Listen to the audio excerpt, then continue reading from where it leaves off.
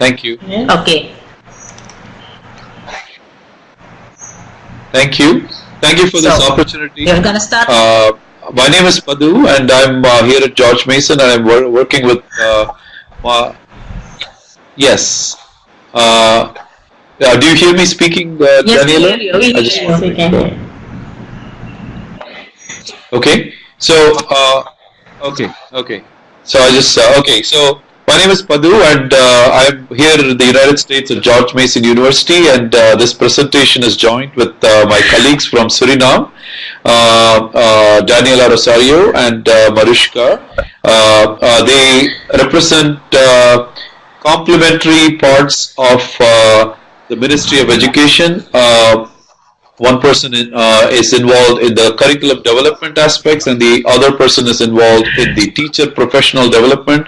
So together as a team, we are able to develop novel programs that helps to make impact in the country. And we are going to share some best practices that we have learned from our experiences with you in this workshop. So I will start off, Daniela and Marushca, I will move the slides, and you just tell me next slide, yes. and I will move the slides for you. Okay? Yes. So I'm moving to the next slide. Go ahead. You can talk about. Okay. Welcome everybody. We are from Suriname. I am Daniela Rosario, and my colleague is sitting beside me, and she's Marushca Wong Fong. Suriname is a small country in South America.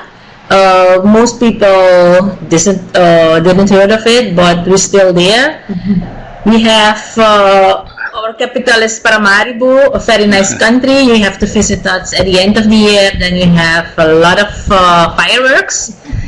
We have a small population, and our official language is Dutch. But we have a lot of native languages, and that is on the most around 26 languages. We have, next slide, we have different people here. You can see, as you see at the list, that a lot of people are coming here, and we are a multicultural society living peaceful together with everyone. Yes.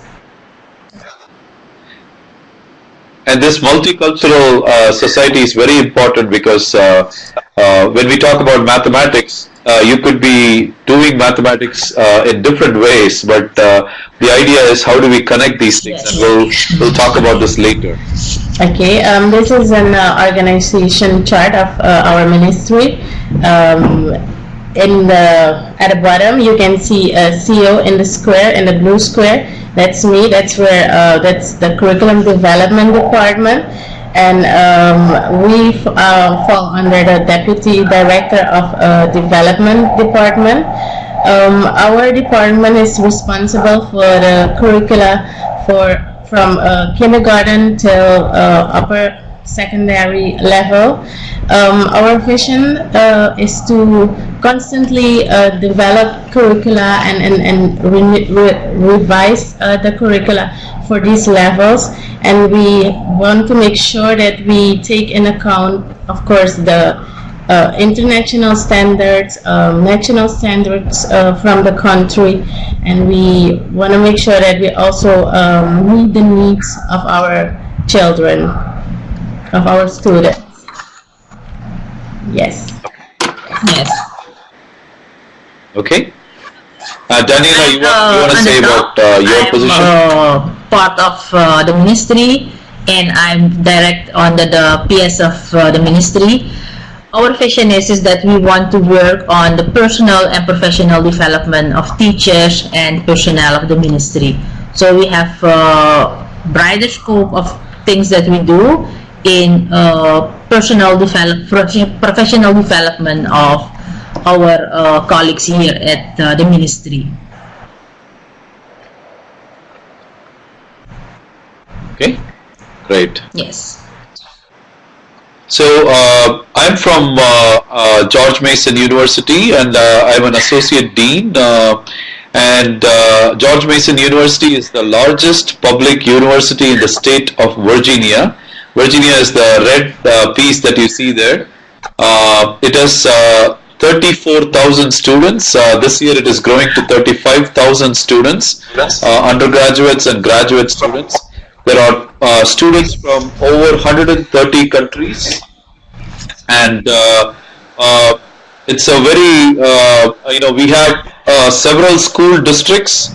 We have school districts that have 200,000 students. That's almost half the population of Suriname. So this is just one school district. So just like that, we have about 11 school districts in this area. Everything from very big school districts to small school districts. So one of the things that we do is, as faculty, we are able to work with the teachers to engage them in professional development, and we are able to interact with the school system, and we are able to create joint lessons that that we then try in classrooms, and then try to get feedback from children. So this is a process called lesson study that we are involved. I also direct a program called the STEM Accelerator Program. STEM stands for Science, Technology, Engineering and Mathematics, and it is a program that addresses several gaps in the country. We have a big issue of students moving away from science subjects, moving away from engineering, moving away from mathematics. So how do we actually help them enjoy the subject? So one of the groups that we work with very closely are teachers. So there is, after all, the students that leave high school are coming to college. So you want to make sure that they're well prepared in high school and before they come to college. If they have to be well prepared in high school, they have to be well prepared in middle school. If they have to be well prepared in middle school, they have to be well prepared in primary school. So everything goes back to K-12. So it's very important to think of this as a pipeline. So as we are creating this next generation of students who are going to be problem solvers. And so the next slide is, so I do direct a center. The center is called Complete.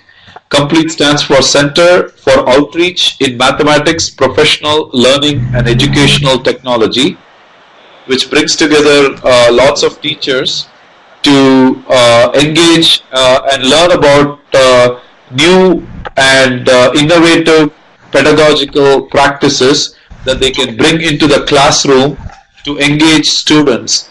And today we will actually help demonstrate one of those practices. But what you're seeing on the screen here is a culture that is shifting in the schools, where children are not just consumers, students are producers of information. So students are actually creating knowledge along with the teachers. So you can see that on the screen, children are working together. Children are doing hands-on activities. In the center, the teachers are creating joint lessons, collaborating lessons. There is no one math teacher, one science teacher, so they all work together.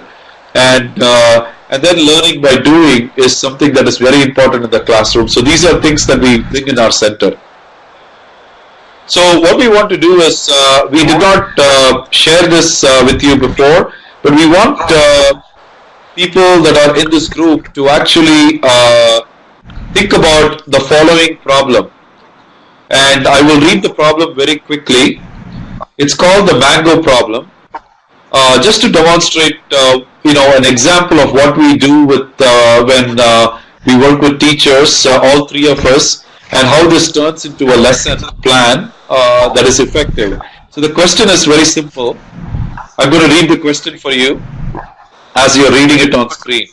One night, the king could not sleep, so he went down into the royal kitchen, where he found a bowl full of mangoes. Being hungry, he took 1/6 of the mangoes. Later that same night, the queen was hungry and could not sleep. She too found the mangoes and took 1/5 of what the king had left. Still later, the first prince awoke, went to the kitchen and ate 1/4 of the remaining mangoes. And the process continues. Even later, his sister, the princess, ate 1/3 of what was left. Finally, the youngest prince woke up hungry and ate 1/2 of what was left. And finally, there were 3 mangoes in the bowl. And the question is, how many mangoes were there originally in the bowl? It's a very interesting problem to think about. We are not, we could actually give you, what we will do is we'll give you a couple of minutes. There will be silence for 2 minutes, so you guys can at least think about it for a second. And we'll come back to you in 2 minutes.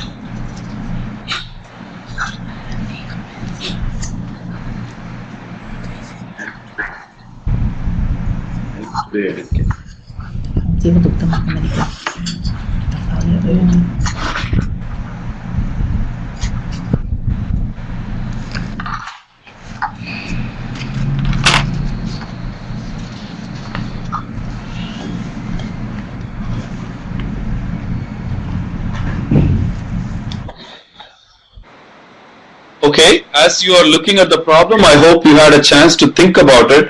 I don't see anybody chatting. Does anyone, can you, if you have solved the problem, can you actually type the answers on the chat box? I'm not sure if you are able to just type what you think is the answer.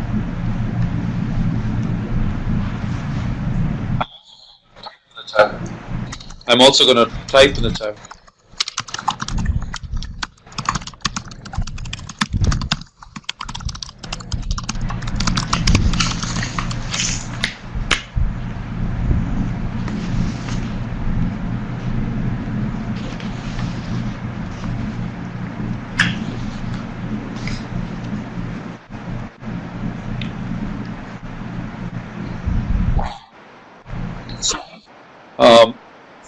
So since we are not seeing responses, what we want to do is to continue the discussion. So let me move on to the next slide, and I will have Daniela, as I move, you can explain. So, so one of the standard ways that people will do this is, when you don't know something in mathematics, you call it X. And you say, let X be the number of mangoes. And then you start to go in the direction of algebra. Maybe some of you did algebra on this problem. Maybe some of you actually worked backwards. You actually said, oh, finally there are 3 mangoes in the bowl. So before that, there should have been double of that, which is 6. But then at this point, it's very easy to make a mistake and keep doubling backwards. And we have seen this happen with children. They just think it's, oh, I just have to double backwards. So this is a standard misconception. Oh, I see somebody typing. Let me, Charis Thurza, yeah, please type. Waiting for your responses. So what we are more interested in is not the final answer. We are interested in the approaches that you normally take to solve such a problem. So I'm also typing as I'm talking. What are some approaches that one would take to solve this problem? So typically people tend to use, oh, very nice, okay. We have an answer already. We have 6 divided by 1 times 3 equals 18. Very interesting. So this is a nice one-line answer. Any other answers? So what Charis has used, what did you call that strategy, Charis? So this is an interesting way to doing it. It seems like this person has used what is called as working backwards. Okay, so it's a very interesting strategy to do the problem. Normally, most people will do this. They will use X and try to solve using algebra. So we're gonna now share with you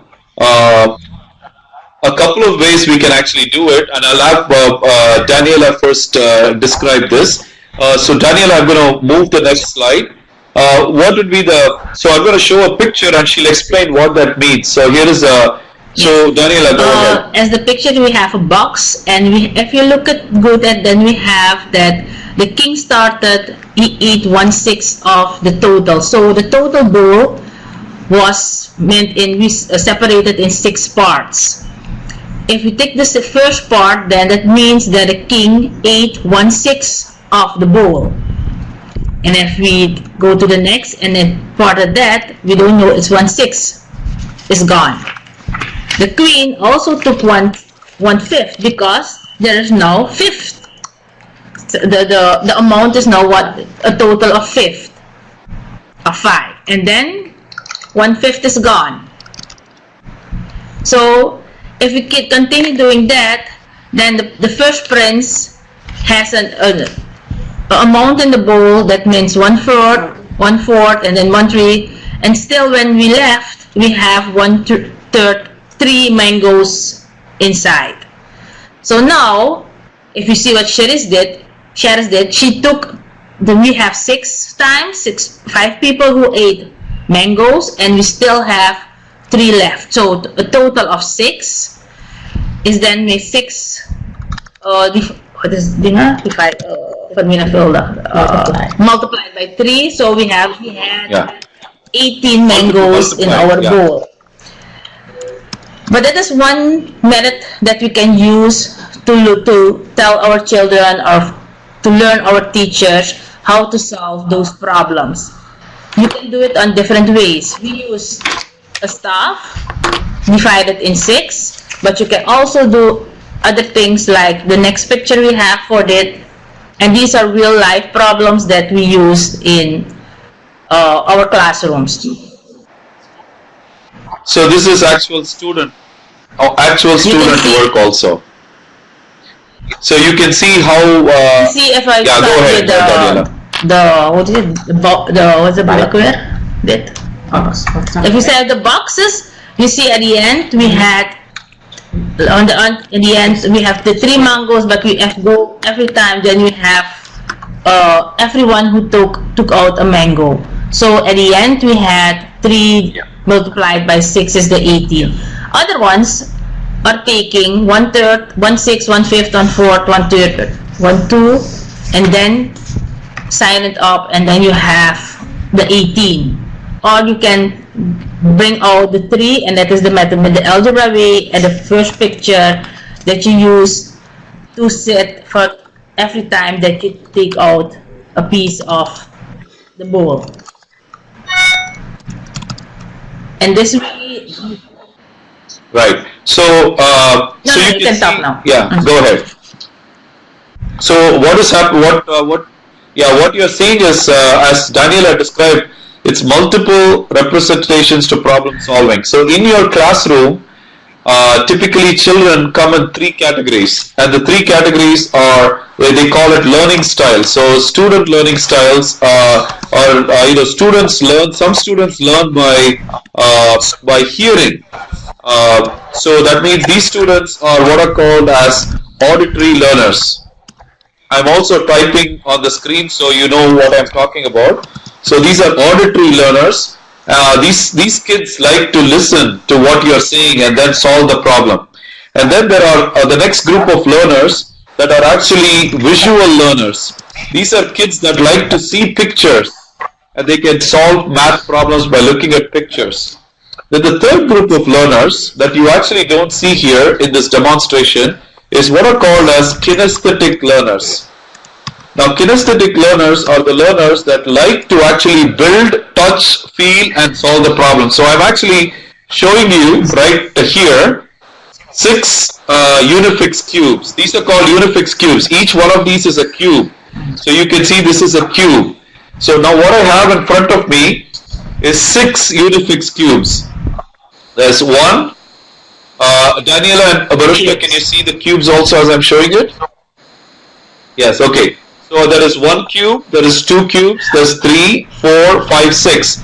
Now, here's a way actually we can use the cubes to also explain exactly what Daniela was teaching. Is basically you have 6 cubes, this represents the mango bowl. And the king walks in and he sees 1/6 and he says, I'm going to eat 1/6. So you just take one of the things and then you're left with 5 of them. And then you say the queen comes and then the queen wants to eat out of the 5 one of them. So they're going to look at one and they're going to actually take one away. So now we have 4 left. And so this process continues. And so you have the prince, you have the princess, you have the little prince. And so now you have one exact unit, and this unit represents 3 mangoes. If this one unit represents 3 mangoes, remember that we started off with 6 units. And so the question then is, what is 6 multiplied by 3, which is exactly equal to 18, which is exactly Charis's solution. Unfortunately, we don't teach these types of different ways in the classroom. We tend to teach the very standard traditional approach. So what we just demonstrated helps to build lots of nice things in the classroom where the children are engaged all the time. The teacher is not the only person talking, but the children are also collaborating. The children are critically thinking and solving problems. So what we just demonstrated can be captured as what is called as multiple representations in problem solving. As I said, the students come in different learning styles, and we should as teachers and educators appreciate different ways students are able to solve problems. Just because they are not able to solve a problem algebraically does not mean that they don't know what they are doing. They could be a person who can solve the problem pictorially, using pictures. They could be a person who can solve using verbal. They like to talk and solve the problem. So as educators, we should allow these types of representations also to be in the classroom, so the classroom is a much more engaging environment. Now, so this is something that is very important. But why are we doing this? Because there is every country faces challenges. So I'm going to ask Marushca to talk about some of the general challenges from a curriculum development, because she works in the ministry. She sees this all the time. So Marushca, if you can share some of these things, challenges. We're facing challenges like not updated curriculum. We have the last 7 years we've been revising curriculum, but we're not there yet. From the primary school, the 7th and 8th grade, we still have to revise, develop new curriculum. It's curriculum from the 80s, so that's one of the challenges for us, and also qualification of our teachers. Our teacher training colleges is on the level of upper secondary. So right now the ministry is working on a new law that we want to upgrade the teacher training colleges to a bachelor level, the bachelor degree. We also have the challenge training that do not adequately match the needs of the teachers. We've had training, but that's most of the time the trainings were for 2 days, at least 3 days, and the teacher most of the time they had training in the structure of the new method, but not really the content. And important for this challenge is that right now the curriculum development department and the SENATI, the Training Teacher Center from the ministry, are working closely together so that we can prepare teachers from the beginning what to expect. And of course, we also have the challenge of not enough coaching for teachers. We have also not enough teaching materials and resources. We have a language barrier, also mostly in the interior. As we mentioned before, we have 26 mother languages also in our country, and that's a really big challenge. But we're thinking about developing when we develop the curriculum, adapt it also for kids in the interior, and also we're thinking about developing a special language program for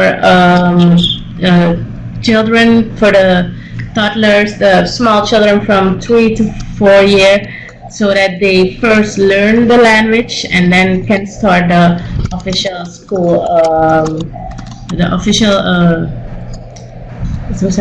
school, the official school, yes, the kindergarten. And also we have problems with no smooth transition between the grades in our country.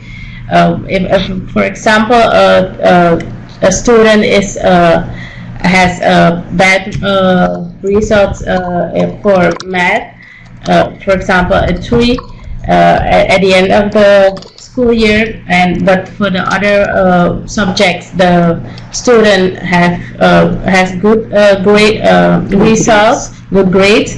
This child might do the whole year over, and so we're also working on that part to actually have a smooth transition between the grades, but then do remedial teaching in those subjects where the children have problems. Yes. Great. Okay. Okay. I'll move to the next slide. Current goals. Yes, we want to improve the students' learning and also the teachers' learning. So we have to make a major transformation coming up the 4 years, and there is a program for that is doing that. We started to develop and update the curriculums where is needed, and also the material we have to finish up, and coming now the training for teachers on the new teaching methods, especially for math and science also, but based also on the 21st century teaching skills that are now available now.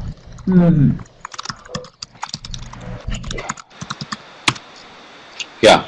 So that's great. So these are and later on we hope that we can also you will also comment on how situation is in your countries, because I'm from the United States here, and I can tell you that we are also facing the similar challenges, but at a different level. So we may not have such cultural challenges. For example, the number of languages, it's still English, but we do have students that where English is the second language, not the first language.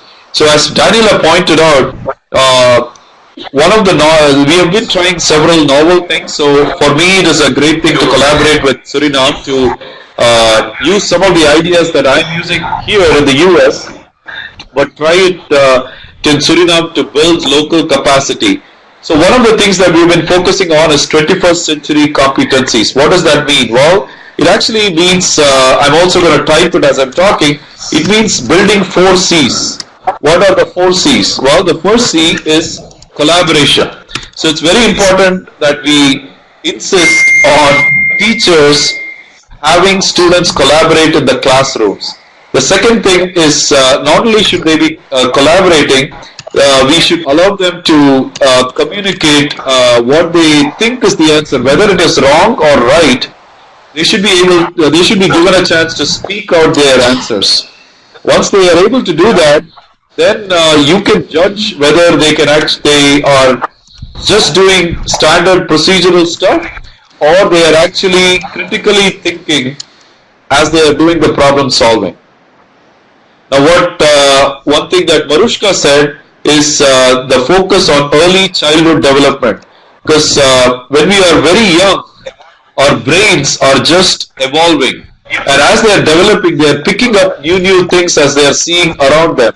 And so what happens is the children are much more good at the last C that I'm going to be typing, which is creativity. Now this is a skill or competency that we tend to lose as we become adults. As we become adults, we become more closer towards robots. But when you're children, they have the capacity to learn everything for the first time. And so this is a really powerful time to actually build their creativity and ask important questions. So let me ask you a very simple question. Everybody has a currency. In the US, it's a dollar. In Suriname, it's Suriname dollars. In each country, there is a currency, and the currency is like a note. You have a note, which is a currency. It could be a $10 bill, it could be a $20 bill, note, which is a currency.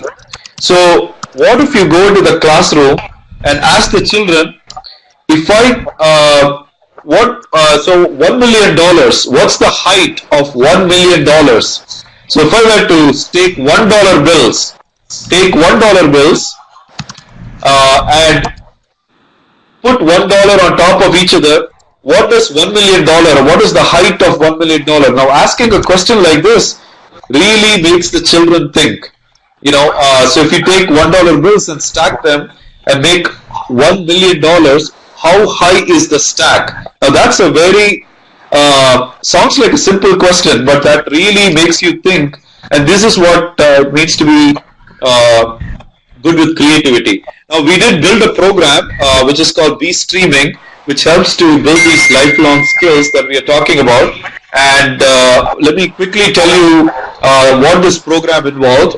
So with the Ministry of Education and Culture in Suriname, what we did first was we worked with curriculum developers, we worked with inspectors, we worked with local teachers of different subjects, and we did a board.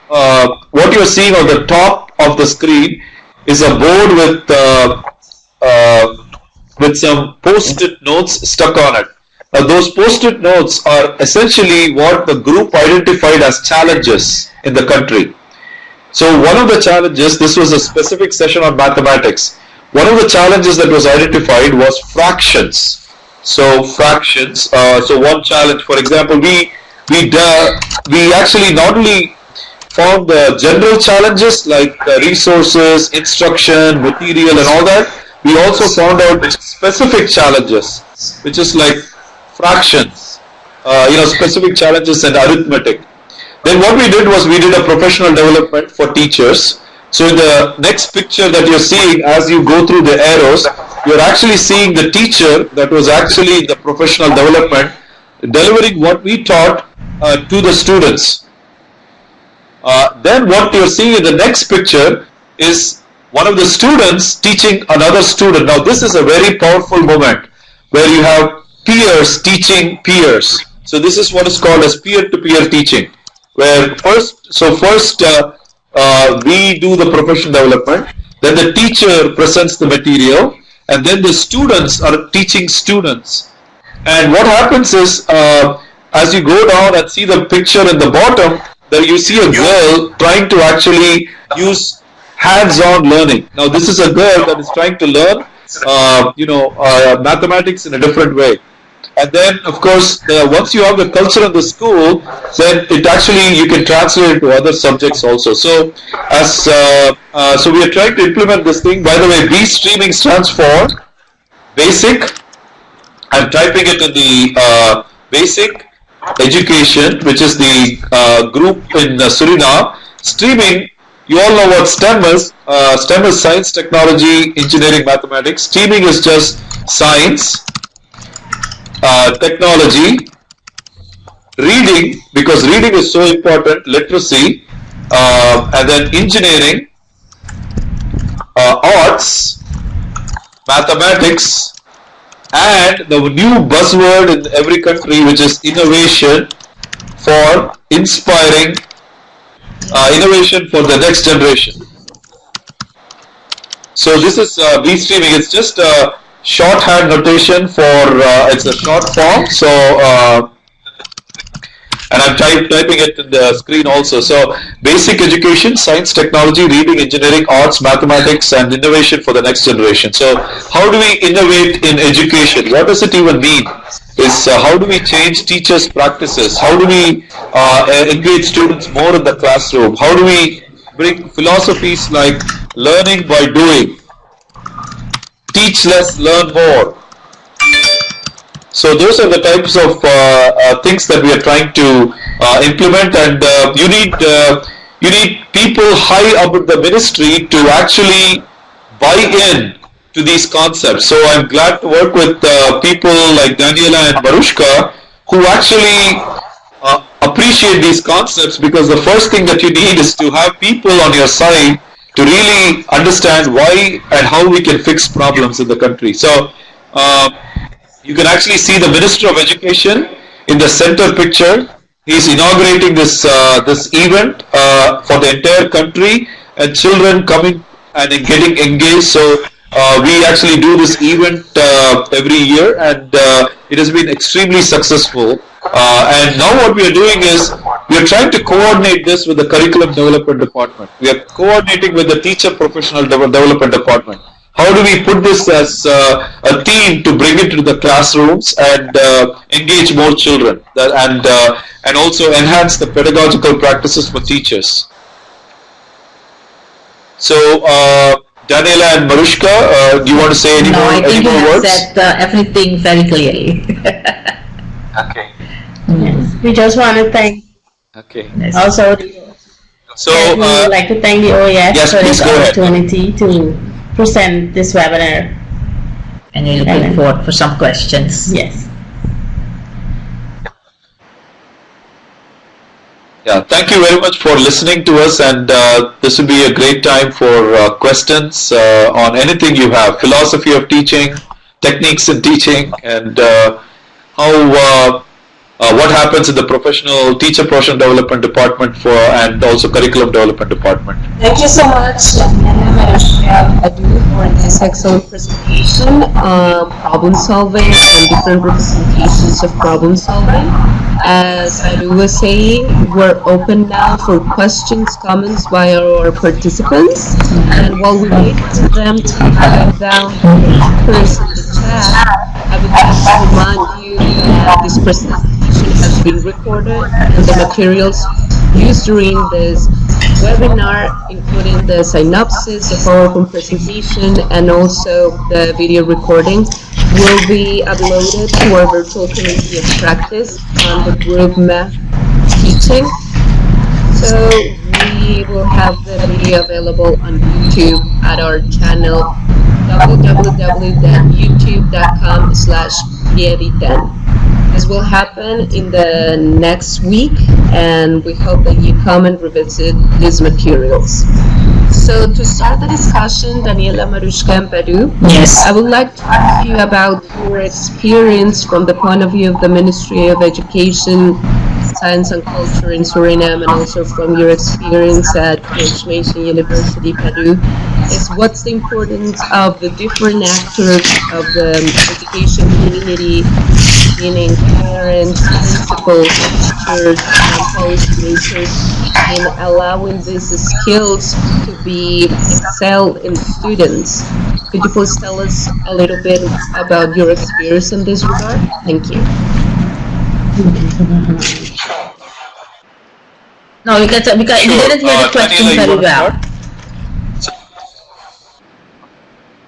So the question was, what experiences we have had, like in each of our positions. Your position as a teacher professional development, Marushka's position as a curriculum development lead, and my interaction with you as a US collaborator. So how are we sharing best practices to enhance things in the ministry? So if you can share some experiences, and how are these new approaches that we are working together, how is it helping what we are trying to achieve? I think that the experience that I had is that we were very open, and for us it was new and new in the sentence of that we are doing a lot of things here in Suriname in our education system, but everything is not placed together. We're doing a lot of things and also new things because our teachers are also on the internet to looking for how to build up the teaching and everything, but now to do it streamlined, and now we're doing that. But we are very happy when we met Padu to learn that we are not that far behind based on the whole world. So for us it was a good experience also to visit the US and see that we are on track. Okay. So, Marushka, maybe you can build on that experience of that I-10 helped us provide about how you came here to learn about what US For teachers me, it do. was also a good experience. We've enhanced our pedagogical practices. I took it with me in my department. I shared it with the colleagues. We've learned about how to make the learning spaces from active. That as we mentioned, students are not anymore sitting and listening, but they want to participate, and we try to implement these skills, these practical skills in our lessons, the development of the math lessons. Yes. Great. Okay. So I think my experience has always been I am a very, very big promoter of students are not consumers anymore. Students are producers of information. So it's very important for educators and teachers to move from old traditional procedural approaches to new conceptual approaches. It's extremely important that we work we work with the students as we are teaching. And there are several approaches that, with Daniela and Marushka, with this interaction, they have also learned things like concepts that we use. For example, experiential learning is a concept that they have taken back. It's like, how do you teach a classroom? How do you teach a mathematics lesson by taking children outside the classroom? So if you think about it, this is not the regular normal. We don't really teach, mathematics outside the classroom. How do you do that? That's a challenging way to doing it. So you want to really engage students in that way. The second thing is we all tend to teach to make sure that the students pass exams. But rather than teaching to the test, if we start teaching for life. So for example, this is where it's very important to do project-based learning. So instead of actually teaching exact topics, like a traditional going and writing on the board, if you can actually give students little projects, that's very, very important. The third thing that we do not do very well is tests, assessment. So most countries, we give assessment at the very end of the course. But what is more important is, so the very end of the course, when you give an assessment, it's actually called summative assessment. That means you're testing if the child knows what they learned at the very end of the course.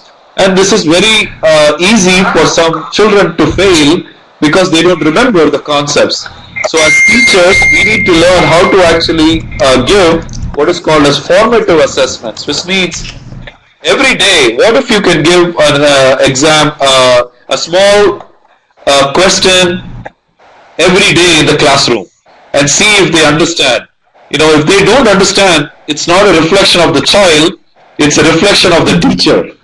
The teacher did not deliver the lesson in the way that all the children got it. So it's very important to do pre-assessment, post-assessment if you can, in a formative and summative way. So I have been doing this for US teachers a lot for the last several years, but it has been a lot more fun to do it with another group of teachers, another country, where it brings a different challenge. For example, culture.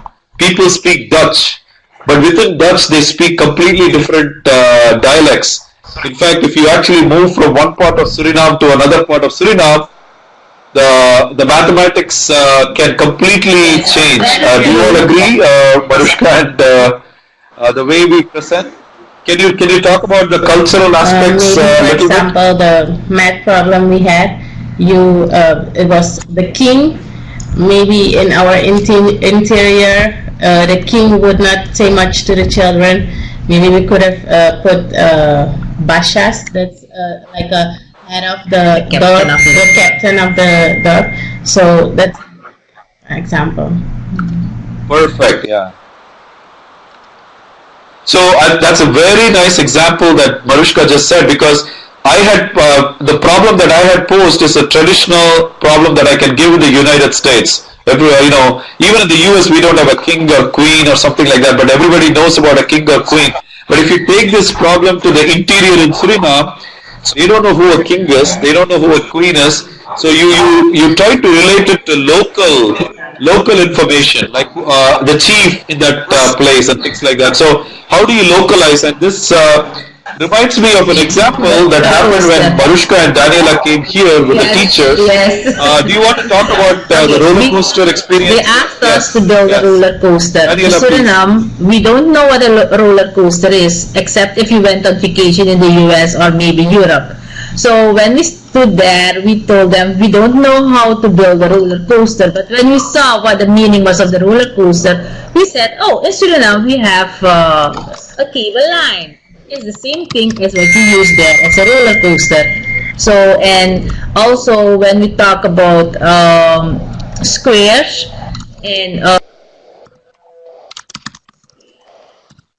to measure the square, we are talking about centimeters. And in the US, or I don't know, in your country, you're talking maybe about inches.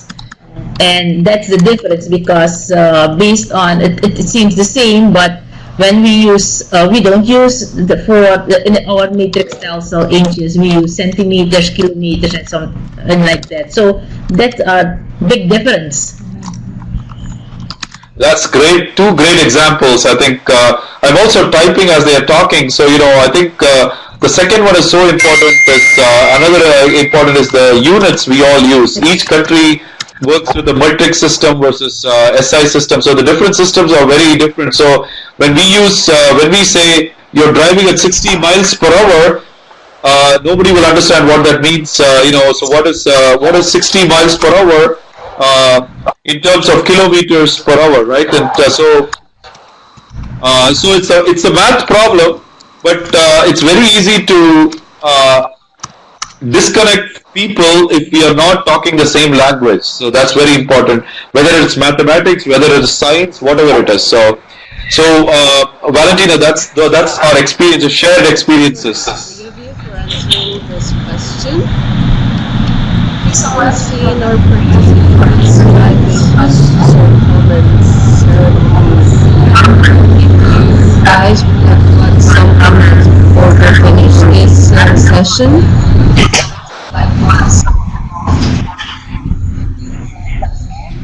Yeah, somebody's typing just now, Ricardo. Oh, they're saying your audio just was a little bad. Can you repeat what you just said, Daniela? Diana? Participants are typing questions and comments, and we're reaching the time to finish our session. So I want to know if you, Daniela, Marushka, and Peru would like to add something before we close this webinar.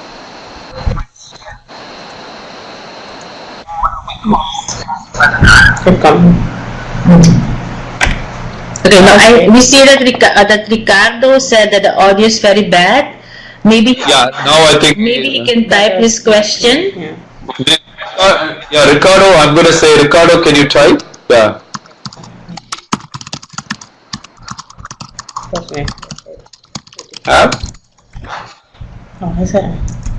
So let me just ask anyone. don't feel shy. So the first message I will say is, when you are in webinars like this or professional development, please don't be shy. Ask questions. Okay, so that's very important.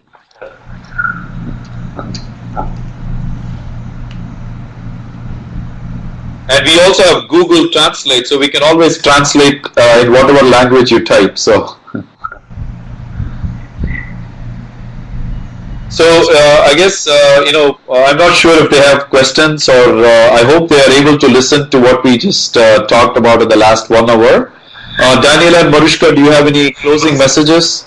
No, we want to thank everybody. And if they still have questions, our email addresses is in the presentation, so maybe they can send us an email, and then we can reply on that. That's a good idea. Good idea. We are Dutch speaking, so we also have to translate everything in English, and maybe we can now help do it in Spanish. Okay. So thank you once again from my side also. So I'm glad that we are all connected across the world, and I thank Valentina for putting this together, and I-10 for making this collaboration happen across the world. Thank you very much. Diana, you want to take the floor? Daniela and for accepting this invitation to the professional development and also in mathematics and sciences. I think this is our last webinar of the year 2017. We hope to see you next year for more webinars on teacher professional development and topics of interest of our teachers in the Americas. Thank you so much, and have a good rest of the day. Okay. Thank you. Thank you. Okay. Yes. Bye-bye. Bye.